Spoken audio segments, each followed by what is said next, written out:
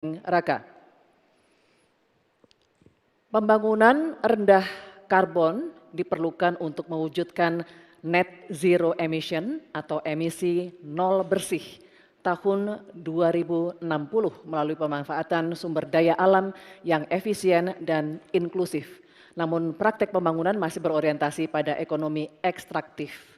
Pertanyaannya, bagaimana kebijakan paslon untuk mengarus utamakan pembangunan rendah karbon yang berkeadilan? Waktu menjawab 2 menit, Bapak, dimulai saat Bapak berbicara. Silakan. Baik, terima kasih. Jika kita bicara masalah karbon, tentunya kita harus menyinggung juga masalah pajak karbon, carbon storage, dan juga carbon capture. Agenda ke depan tentu kita harus mendorong transisi menuju energi hijau. Kita tidak boleh lagi ketergantungan pada energi fosil, kita dorong terus energi hijau yang berbasis bahan baku nabati, seperti yang saya katakan tadi, bioetanol, bioaftur, biodiesel. Sekarang sudah terbukti dengan adanya B35 dan B40, ini sudah mampu menurunkan nilai impor minyak kita, meningkatkan nilai tambah produksi sawit di dalam negeri, dan juga lebih ramah lingkungan. Sekali lagi, tantangannya di sini adalah mencari titik keseimbangan atau titik tengah. Kita ingin menggenjot hilirisasi industri, tapi kita juga wajib menjaga kelestarian lingkungan.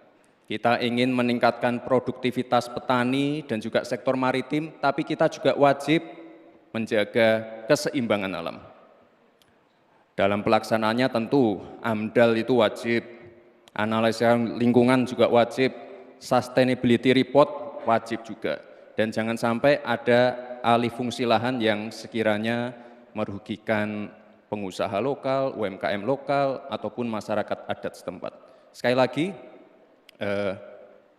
potensi energi baru terbarukan juga luar biasa sekali. Ada energi surya, angin, air, bioenergi, panas bumi, dan kita punya potensi yang besar sekali, 3.686 gigawatt. Terima kasih. Terima kasih, Bapak Gibran Raka Buming Raka. Baik, sesinya masih berlanjut, Bapak Ibu, terima kasih. Kami persilakan sekarang untuk calon wakil presiden nomor urut 3, Bapak Mahfud MD, untuk menanggapi. Waktunya 1 menit dimulai saat Bapak berbicara. Silakan. Baik, terima kasih. Saya sudah menyimak dengan baik meskipun saya agak koreksi sedikit terhadap pertanyaan tadi. Kalau dibilang 5 tahun dari sekarang untuk emisi dan bersih, itu sebenarnya nanti tahun 2060 masih jauh waktunya. Tapi masalah yang kita lihat itu sebenarnya pengelolaan berkelanjutan belum dilakukan. Sebenarnya dulu ada garis-garis besar haluan semesta berencana yang sudah mengatur seperti ini dengan sangat rinci. Waktu tahun 62 atau 61 Presiden mengeluarkan kebijakan itu.